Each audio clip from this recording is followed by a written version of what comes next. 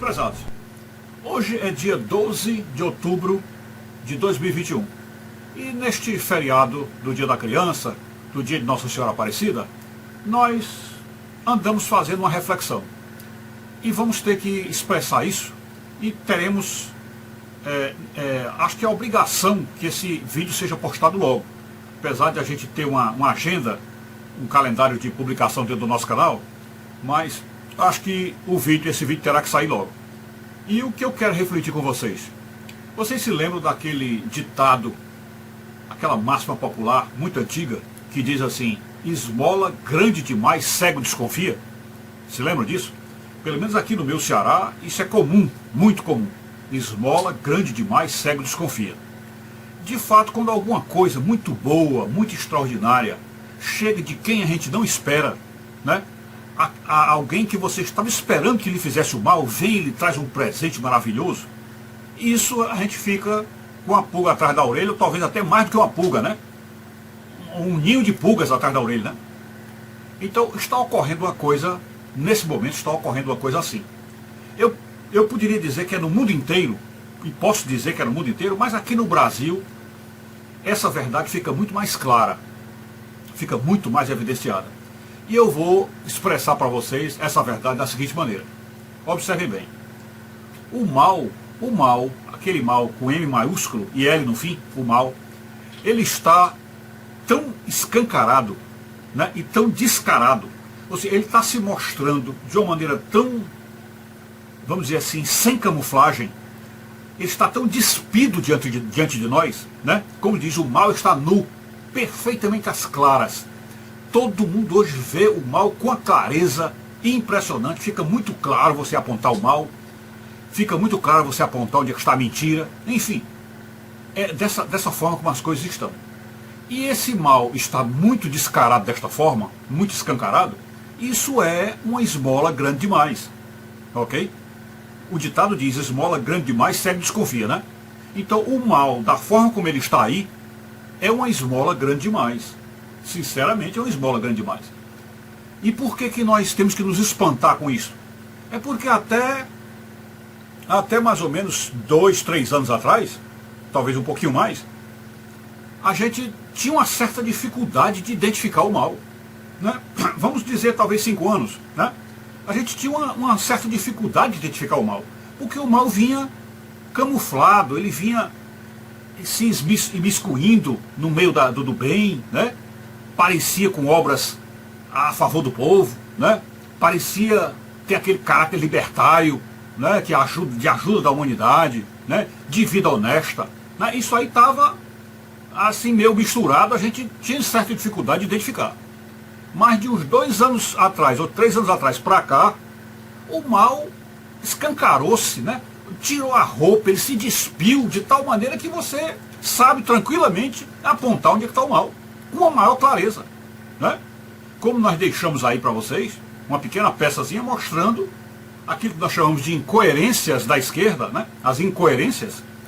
Então, quando você vê que algum grupo de pessoas, ou grupo de políticos, ou grupo de estudantes, defende uma coisa, que você for analisar rigorosamente, verá que é uma incoerência da parte deles, ou seja, porque aquilo que eles defendem, por outro lado estão atacando, e o que eles atacam, por outro lado estão defendendo, então fica o mal extremamente escancarado, aberto, a gente então passa a desconfiar.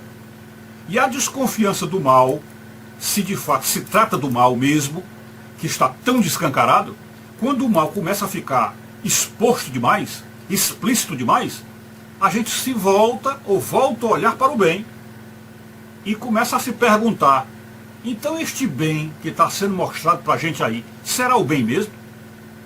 Será que este bem que está aí é o bem mesmo?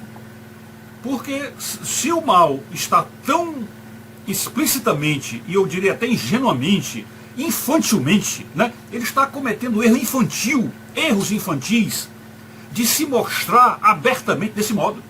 E isto é um erro infantil por quê? Porque quando o mal se mostra escancarado desta forma, ele vai perder a maioria dos que poderiam supostamente ficar do lado deles, né? Do ponto de vista político, por exemplo, eles vão perder muito voto, né? Vão perder muito voto. E aí, nesse caso, é que a gente pode dizer a esquerda está praticamente sem votos. Por quê? Porque está defendendo o mal explicitamente. Está defendendo mentiras, defendendo incoerências. Né? Então, nesse clima de a esquerda, assim, abobalhadamente perder votos, defendendo pautas, defendendo políticas completamente antipopulares ou anti-honestidade, né?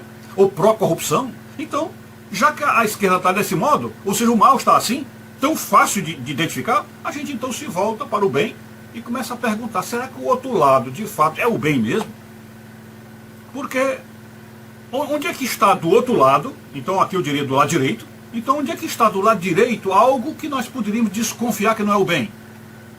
Olha, a única coisa que eu vejo do lado direito que pode nos fazer levantar a suspeita, a desconfiança de que lá não é o bem, olha, observe bem, a única coisa do lado direito que me faz levantar a suspeita, a desconfiança de que lá não é o bem, é o tempo que se leva para reparar uma injustiça. Isto é, existe uma injustiça, ou no caso aqui no Brasil, várias injustiças gritantes, né? Inclusive agora com a afronta à Constituição e com um verdadeiro ataque às liberdades individuais, né? Até com quebra do direito à expressão, quer dizer, da liberdade de expressão. Então a coisa chegou nesse nível. Então esse tipo de injustiça, né? Esse tipo de injustiça, o bem jamais toleraria. O bem jamais toleraria. E eu posso falar isso de cátedra porque, sendo cristão, conhecendo a teologia cristã e sabendo como é que a Bíblia expressa essa teologia, mostrando a tremenda longanimidade de Deus. Longanimidade é o termo técnico da teologia para explicar a paciência. E que então diz que a paciência de Deus é uma longa paciência. Deus tem muita paciência, espera demais, dá muita chance, dá 1, 2, 3, 4 chances e volta de novo atrás da pessoa e pergunta de novo e pede para a pessoa se arrepender de novo, né? 1000 perdões. O próprio Jesus disse, não, você perdoa 70 vezes 7, né? O São Pedro lá perguntou ao Senhor, quantas vezes você deve perdoar o irmão? E ele disse, não, você perdoa 70 vezes 7, né? Então a gente sabe pela teologia bíblica que Deus é paciente, é longânimo e deixa as coisas por fim, né? Mas no momento em que a paciência de Deus se esgota, no momento em que, seguindo aquele versículo lá do livro de Isaías, que diz, buscai o Senhor enquanto se pode achar. Buscai o Senhor enquanto se pode achar. Então, enquanto durar a paciência dele, a gente então vai viver problemas sérios contra a injustiça. Ou seja, a injustiça estará golpeando-nos, estará nos atacando, né? Porém, o momento em que a paciência de Deus se encerra, ele imediatamente faz justiça. Imediatamente faz justiça. E a justiça não só célere, rápida, mas a justiça perfeita. Aquela que de fato coloca os maus na cadeia ou no inferno, porque inferno e cadeia é a mesma coisa, né? Você observe aí que é a mesma coisa. O inferno é uma cadeia, porque as pessoas ficam presas lá, e a cadeia, as cadeias humanas são o inferno, porque quem está lá dentro sabe o inferno que é. Então, Deus faz a justiça colocando os maus na cadeia ou no inferno, ou as duas coisas, e faz a justiça colocando o bem no local realmente de toda proteção, toda felicidade, toda paz, toda alegria. Então Deus coloca exatamente no lugar correto aquilo que o bem merece receber e o que o mal merece receber. Então assim é feita a justiça. Então a pergunta que nos resta fazer é essa. Se o nosso bem, que nós chamamos de bem, está sendo tolerante demais ao mal, paciente demais, esperando demais, está vendo a injustiça imperar e prosperar no país, cada dia mais injustiça que está ocorrendo, injustiça inclusive contra o governo dele, injustiça contra o governo dele, injustiça contra ele próprio, né? Contra ele próprio. E ele está aguentando, e pacientemente, empurrando com a barriga, e levando. Então isso aí está nos levantando a suspeita, será que isso daí é o bem? E ele estaria imitando a paciência de Deus, que espera até o último momento, então seria isso, ele está esperando isso? Ou então ele estaria só simplesmente camuflando o mal de uma maneira muito especial, de uma maneira muito estranha, que é camuflar o mal com todos os apetrechos, com todo o aparato do bem, todo o aparato do bem, para que as pessoas que vamos dizer, aderem a ele, as pessoas que aderem a ele, aderem com o coração tranquilo, com o coração calmo, com o coração confiante, porque estão certas de que estão aderindo ao bem. Não é? Já que tudo que está vindo de lá é o bem, e do outro lado é só aquele mal escancarado, explícito, e aquele mal grotesco que qualquer um sabe que é mal, né? Como você vê, por exemplo, estupro de crianças, e você vê uma corte de justiça defender o estuprador, então isso é um mal grotesco, né? É um mal grotesco, uma injustiça grotesca. Então, se hoje as pessoas já fogem do mal, porque o mal está grotescamente explícito, e o bem que não se sabe de fato se é o bem, está apresentando só as coisas que são, vamos dizer, em contraste com o lado do mal, são coisas gritantes, porque é o bem perfeito, é o bem que protege os inocentes, é o bem que está a favor de um governo de direito, que dá honestidade dos procedimentos, de não gastar dinheiro público e cumprir a Constituição, enfim, tudo que está vindo do outro lado do bem é aquilo que realmente faz com que as pessoas se atraiam por ele e gostem dele, né? Porém, há um lado, ou seja, a tampa dessa privada não foi colocada, e onde é que está faltando a tampa? É justamente o tempo que está se levando para se fazer a justiça. É quanto mais tempo se leva para se fazer a justiça, mais tempo o povo sofre. Mais tempo o povo sofre. Então aí estaria, a pergunta que fica não é esta: será que este bem que estamos vislumbrando como bem é bem mesmo? Será? Ele estaria sendo apenas um imitador de Deus no sentido de esperar até o último momento? Será que é isso? Então, este o questionamento que eu quero fazer com vocês, ok? Quando o inimigo põe iscas em lugares muito fáceis de achar, a lógica manda olhar para onde não há iscas de jeito nenhum.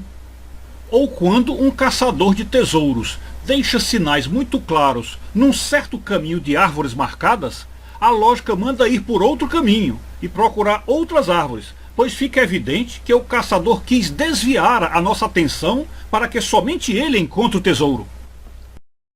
Se o mal no Brasil está se mostrando muito grotesco e assintoso, pode estar querendo tirar nossos olhos do suposto bem, para que jamais desconfiemos que ali mora o verdadeiro mal, e que este mal oculto é aquilo que eles de fato querem preservar e conduzir até o seu final triunfal, quando conseguirem dominar tudo sem qualquer oposição.